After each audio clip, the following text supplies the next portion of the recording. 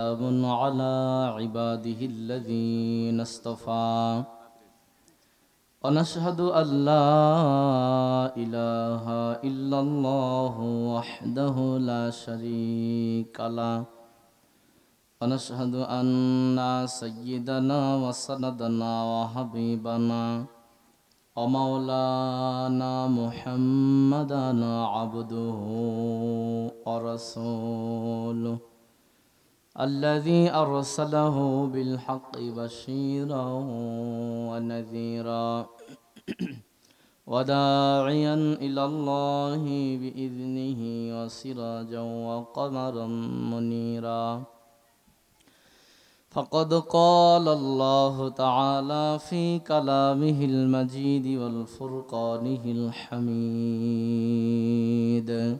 সকলেই পড়ি أعوذ بالله من الشيطان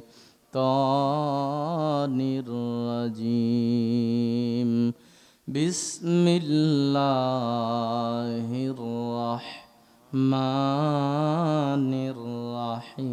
الرحيم والنازعات غرقا والناشطات نشطا والسابحات سبحا فالسابقات سبقا فالمدبرات أمرا سبحان ربك رب العزة عما يصفون وسلام على المرسلين সকলেই পড়ি আলহামদুলিল্লাহি রাব্বিল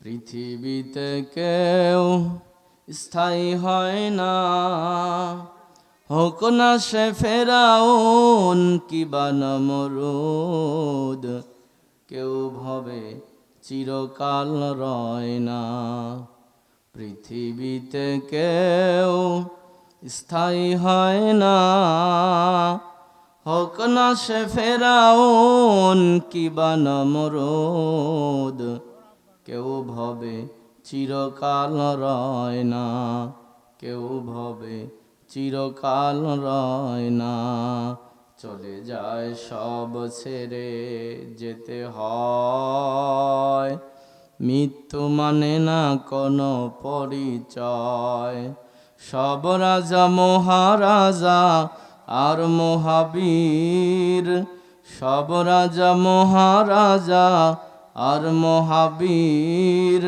কাউকে সে অবকাশ দেয় না পৃথিবীতে কেউ স্থায়ী হয় না হোক না সে ফেরাউন কিবা নমরুদ কেউ ভবে চিরকাল রয় না ফেরাউন শেষ তক ছিল না মৃত্যু তাকেও ছেড়ে দিল না থেকে গেছে তার সব স্মৃতিচিহ্ন কেউ আজ তার পরে রয় না পৃথিবীতে কেউ স্থায়ী হয় না হোক না সে ফেরাউন কিবা নমরুদ কেউ ভবে চিরকাল রয় না এই সেই পিরামিড দাঁড়িয়ে আকাশের দিকে মাথা বাড়িয়ে ইতিহাস হয়ে আছে চিরকাল ফেরাউন শুধু ভবে রয় না নীলনদ আজও আছে থাকবে চিরদিন সত্যকে ডাকবে ডেকে ডেকে বলে যাবে দিন ও রাত ডেকে ডেকে বলে যাবে দিন ও রাত কেউ যেন ফেরাউন হয় না পৃথিবীতে কেউ স্থায়ী হয় না হোক না সে ফেরাউন কিবা নমরুদ, কেউ ভাবে চিরকাল রয় না, কেউ ভাবে চিরকাল রয় না। আলহামদুলিল্লাহ,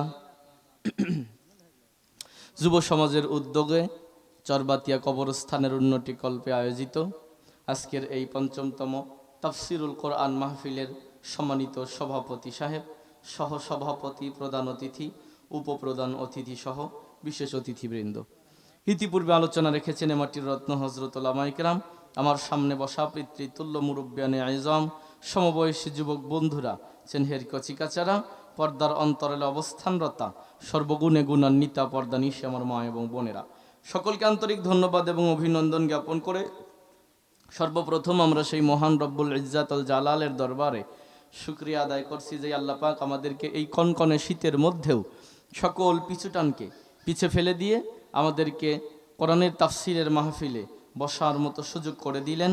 ওই আল্লাহ পাকের দরবারে শুকরিয়া কাতান আমরা সকলেই পড়ছি আলহামদুলিল্লাহ। দরুদার সালাম বর্ষিত হোক বিশ্বমানবতার মুক্তির দিশারি জনাবে মুহাম্মদ মোস্তফা, আমরা পড়ছি সাল্লাল্লাহু আলাইহি ওয়াসাল্লাম। সর্বোপরি কথা, চরবাতিয়াবাসী আপনারা সকলে কেমন আছেন? ভালো আছেন? আবারও দেখা হয়ে গেল, তাই না? ওই দিনই মাত্র কথা বলে গেলাম, আবার আল্লাহ পাক এনেছেন। সুন্দর কথা লিখেছে তাফসিরুল কোরআন মাহফিল। তাফসিরুল কোরআন মাহফিল হলো কোরআন থেকে তাফসির করা, কোরআন হাদিস থেকে কথা বলা।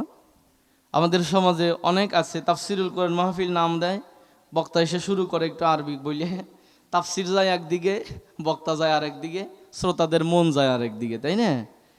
আর আমার স্বভাবটা হলো আমি সাধারণত সব জায়গা কোনো না কোনো একটা সূরা দিয়েই কথা শুরু করি, ওর মধ্যেই শেষ করার চেষ্টা করি। আজকে যেহেতু কবরস্থানের মাহফিল, এজন্য আমি আপনাদের জন্য একটা সূরা সিলেক্ট করেছি। সূরাটার নাম হলো সূরা নাজিআহ। কি নাম বললাম? সবাই বলেন নাই, আমার প্রতি আপনাদের রাগ আছে নাকি? আচ্ছা, সূরাটার নাম হলো সূরা নাজিআহ। বলেন কি নাম বললাম? সূরা আন-নাজিআহ। এটা হলো মহাগ্রন্থ আল কোরআনুল কারিমের একটা সূরা। এটা হলো ধারাবাহিকতা অনুযায়ী ৭৯ নম্বর সূরা। কত নম্বর সূরা? কোরআনের সূরা আছে কতগুলো? ১১৪টা। এর ভিতরে আজকের সূরা হলো ৭৯ নম্বর সূরা। রুকু আছে 2টা, ক্রমিক নাম্বার ৭৯। সূরাটা হলো মাক্কি সূরা, আয়াত আছে ৪৬টা। আল্লাহ পাক যদি তৌফিক দান করে এই সূরার প্রথম 5টা আয়াতে কারিমার উপরে কয়েকটা মিনিট আমি কথা বলবো। আমি দেখতেছি কালেকশনের মাহফিল হবে, কালেকশন দয়া করে নড়াচড়া করা যাবে না, টাকা এখানে দিবেনও না, নিবেনও না, যা আছে ওখানে জমা করবেন। Don't disturb me. জানেন আমার ব্যাপারে, আমি যতক্ষণ কথা বলবো আমাকে আমার মতো করে বলতে দিতে হবে। এতে 15 মিনিট বলি আর 20 মিনিট বলি, এর ভিতরে কালেকশনে খোঁচা দিবেন না। তবে বেশি সময় আমি বলবো না, আমি জানি কালেকশনের মাহফিলে আবার দ্বিতীয় বক্তা, মানুষের উন্নতি হয়, আমার খালি অবনতি, তাই না? হ্যাঁ, আবার দ্বিতীয় বক্তা, তার মানে বক্তা আমার পরে আরও একজন আছে। মন খুলে কথা বলার সুযোগ আমাদের হবে না, এজন্য 5 আয়াত পড়েছি, বেশি পড়ি নাই। তেলাওয়াতকৃত সূরা নাজিআহ। আলোচনার বিষয় হলো মৃত্যু নিয়ে। কি নিয়ে? মৃত্যু নিয়ে মহাগ্রন্থ আল কোরআনুল কারিমের ভিতরে 40টারও অধিক আয়াত আছে। আর কবরস্থানের মাহফিল, কবর নিয়ে কোরআনুল কারিমের ভিতরে 8টা আয়াত আছে। কয়টা? 8টা। আর মৃত্যু নিয়ে 40টা আয়াত আছে। আমাদের আলোচনার বিষয় হলো মৃত্যু। মৃত্যুটা কি? আল্লাহ পাক মৃত্যুটাকে সৃষ্টি করার পরে ফেরেশতারাও চিনত না মৃত্যু কি। লক্ষ লক্ষ রশি দ্বারা আল্লাহর আরশের পাশে বেঁধে রেখেছিল। ফেরেশতারা ওই পাশ দিয়া যায় খাতাপাতি নিয়ে, ওরা বিকট আওয়াজ দেয়, ওইটা বিকট আওয়াজ দেয়, নড়ে চড়ে ওঠে। ফেরেশতারা আল্লাহকে জিজ্ঞেস করলেন, রব্বুল আলামিন এটা আবার কি এরকম বিকট আওয়াজ দেয়? ভয় পেয়ে গেলাম। আল্লাহ পাক বললেন, জড়ো হও, সবাই সমবেত হও, এর পরিচয় জানতে চাও? বলে হ্যাঁ। আল্লাহ পাক বললেন, হাযা মালাকুল মাউত, এটা হলো মালাকুল মাউত। ফেরেশতারা বলল, আল্লাহ মালাকুল মাউত আবার কি? আল্লাহ পাক বললেন, তার পরিচয় কি আমি দেব না সে নিজে দেবে? ফেরেশতারা বলল, আল্লাহ তার মুখ থেকেই শুনি। আল্লাহ পাক ডাক দিয়ে বলে, মৃত্যুরে তোমাকে সৃষ্টি করার পর থেকে আজ পর্যন্ত কোনো দিন কথা বলার সুযোগ দেই নাই, আজকে আমি তোমাকে কথা বলার সুযোগ দিয়ে দিলাম, তুমি তোমার নিজের পরিচয়টা নিজে দিয়ে দাও। ওই দিন মৃত্যু ডেকে বলে, কুল মাখলুকাত আমি হলাম ওই মরণ যে রাজাকে রাজপ্রাসাদ থেকে টাইনা টাইনা মাটির কবরে শোয়া দেই, যে প্রাণময় স্ত্রীকে স্বামীর কাছ থেকে কেড়ে নেই, স্বামীর কাছ থেকে স্ত্রীকে কেড়ে নেই, বাপ বেঁচে থাকতেই বেটাকে নিয়ে যায়, বেটা থাকতে বাপকে কেড়ে নেই। ছোট বড় বা চিনার সময় আসলে আমি ধরে নিয়ে আসব, এমন ভাবে মৃত্যু নিজের পরিচয় বর্ণনা করেছেন, সব ফেরেশতারা শোনার পরেও অজ্ঞান হয়ে গেছে। আজকে আমি আপনি বুঝতে পারি না, তাই তো চোখের মধ্যে এক ফোঁটা জলও পর্যন্ত আসে না। হাসিতে হাসিতে মানুষের অন্তর মরিয়া গেছে, যত কথাই শোনাই মানুষ বুঝতে পারে না। অথচ যে বয়ান আমি করতে নিয়েছি আমার গায়ের মোম পর্যন্ত দাঁড়িয়ে গেছে। কেননা ছোট্ট বাচ্চা জানে না আগুনের কি মর্ম, তাই আগুন দেখলে ধরতে যায়। ছোট্ট বাচ্চা জানে না নদীর কত ক্ষমতা, তাই নদী দেখলে লাফ দিতে চায়। কিন্তু আমরা আগুন ধরতে যাই না, কারণ আগুনের ক্ষমতা আমরা জানি। নদী দেখলে লাফ দেই না, কারণ নদীর খরস্রোতের খবর আমরা জানি। আলেমরা তো কোরআন পড়তে গেলে চোখটা ভিজে যায়, কারণ আয়াত যখন পড়ে মনে পড়ে যায় মরণ কি। তুমি সাধারণ মানুষ বোঝো নাই, তাই তোমার গায়ের মোমটাও দাঁড়ায়া যায় নাই। বয়ানটা কেমনে হবে বুঝি না। আল্লাহ পাক বললেন মৃত্যু তোমার বয়ান করো। মৃত্যু বলতেছে আল্লাহ আমি আমার বয়ান করলাম, ও ফেরেশতারা শোনো, আমি মানুষকে রাজপ্রাসাদ থেকে টাইনা নিয়ে যাই। আজকে এত নাম, এত দাম, এত বাড়ি, এত গাড়ি, এত সম্মান, কি হবে? চলে তো যেতে হবে। আপনাকেও একদিন চলে যেতে হবে, সাক্ষাৎ হবে, এটা চিরন্তন সত্য কথা। এমন একটা জিনিস যার সাথে পৃথিবীর সকলেরই সাক্ষাৎ হবে। মরণ তার বয়ান দেওয়ার পরে সব ফেরেশতারা অজ্ঞান হয়ে গেছে, কারণ তার কথা বুঝতে পেরেছে। আল্লাহ পাক যখন ফেরেশতাদের জ্ঞান ফিরালেন, ডেকে বললেন আজরাইল তোমার দায়িত্ব হলো মৃত্যুটাকে কন্ট্রোল করা। আজরাইল বলে আল্লাহ তার নিজের বয়ান শুনেই তো আমি কেঁপে গেছি, ঘেমে গেছি, অজ্ঞান হয়ে গেছি। আল্লাহ ডেকে বলল আজরাইল আমি তোমাকে এতটুকু ক্ষমতায় দিলাম, তুমি মৃত্যুটাকে কন্ট্রোল করতে পারবে। আমি তোমাকে বললাম এভাবে তুমি মৃত্যুটাকে পরিচালনা করবে। আজরাইল নিজেও মৃত্যুর দায়িত্ব নেওয়ার আগে আল্লাহর কাছে বলেছিল আল্লাহ আমি পারবো না, কারণ তার বয়ান শুনে আমি নিজেই অজ্ঞান হয়ে গেছি। আল্লাহ পাক ওই মরণের কথাটা বলেছেন এই সূরা নাজিয়ার ভিতরে। আল্লাহ রাব্বুল আলামিন বলেন আন্নাজিআতি গরকা। আলেম ওলামা যারা আছে আমার কথা ভালো বুঝতে পারবে। নাজাআ ইয়ানজাউ শব্দের অর্থ হলো টেনে হেঁচড়ে বের করা। আমার আগে যিনি কথা বলেছিলেন আরবি ব্যাকরণ আমি পড়েছি, কথাটা তার সাথে সে আরো ভালো বুঝবে। নাজাআ ইয়ানজাউ টেনে হেঁচড়ে বের করা। আল্লাহ পাক পরবর্তী আয়াতে বলেন নাশিততি নাশত। নাশাত এনশিতু অর্থ হলো প্রফুল্ল মনে, সন্তুষ্ট চিত্তে বের করে নিয়ে আসা। আল্লাহ পাক পরবর্তী আয়াতের মধ্যে বলেন সাবিহাতি সাবহা। সাবাহা ইয়াসবিহু শব্দের অর্থ হলো সাঁতার কাটা, বাতাসে ভেসে বেড়ানো। কেন আল্লাহ পাক এই কথাগুলো বললেন তাফসীর করলে ভালো বুঝতে পারবেন। আল্লাহ পাক 5টা আয়াতে 5 দল ফেরেশতার কসম করেছেন। আল্লাহর হাবিব নিজেও বর্ণনা করেছেন মানুষের মৃত্যুর সময় যখন পতিত হয়, যদি মানুষটা জাহান্নামী হয়ে মৃত্যুবরণ করে, তার চোখের সামনে প্রথম জান্নাতকে উঠায় ধরা হয়, ডেকে বলা হয় বন্ধু আল্লাহ বড় ভালোবেসে তোমাকে সৃষ্টি করেছিল, শুধু সৃষ্টি করে নাই তোমার জন্য জান্নাতের বাজেটও করেছিল। জিজ্ঞেস করতে পারেন হুজুর কবে জান্নাতের বাজেট হলো? আল্লাহর রসুল বলেন ওই রুহের জগতে সব রুহগুলোকে আল্লাহ ডাইন হাতে নিয়ে জিজ্ঞেস করেছিল আলাস্তু বিরব্বিকুম, আমি কি তোমাদের প্রভু নই? সকলেই বলেছিল কলু বালা, হ্যাঁ আপনি আমাদের রব। ওই দিন আল্লাহ খুশি হয়ে প্রত্যেকটা রুহের জন্য একটা করে জান্নাত বানাইছে। কিন্তু মানুষ যখন তার অন্যায়ের কারণে, মানুষ যখন তার পাপের কারণে, মানুষ যখন তার গুনাহের কারণে এ জান্নাতটা তার কপাল থেকে ক্যান্সেল হয়ে যায়, সে যখন জাহান্নামী হয়ে মৃত্যুবরণ করে, ওই সময় ফেরেশতারা জান্নাতটা উঠায়া ধরে বলে, বন্ধুরে বড় ভালোবেসে এটা তোমার জন্য বাজেট করা ছিল, কিন্তু তুমি জান্নাতের অংশীদারিত্ব নিতে পারলা না, তুমি তো মন মতো জীবন চালিয়েছ, জান্নাতটা তোমার কপাল থেকে ক্যান্সেল করে দেয়া হলো। তার চোখের সামনে জাহান্নামের ছবি ধরে বলে, বন্ধুরে তুমি মরতে দেরি হবে, জাহান্নামে যেতে দেরি হবে না। আল্লাহর নবী বলেন, দুনিয়াতেই যখন মানুষ নিজের জাহান্নাম দেখতে পায়, মানুষটার রুহুটা সমস্ত শরীরের ভিতরে দৌড়াদৌড়ি শুরু করে দেয়। রসুল বলেন, মাথার ছাদি থেকে পায়ের তালু পর্যন্ত প্রত্যেকটা শিরা উপশিরাতে রুহু শুধু দৌড়াদৌড়ি করে, দেখি তো কোনোভাবে বাঁচা যায় কিনা। আল্লাহ পাক বলেন, আন্নাজিআতি গরক, ফেরেশতারা এমন নাসর বান্দা ভিতরে হাত ঢুকায়া দিয়ে রুহুটাকে খপ করে ধরে টেনে হেসড়ে বের করে নিয়ে আসে।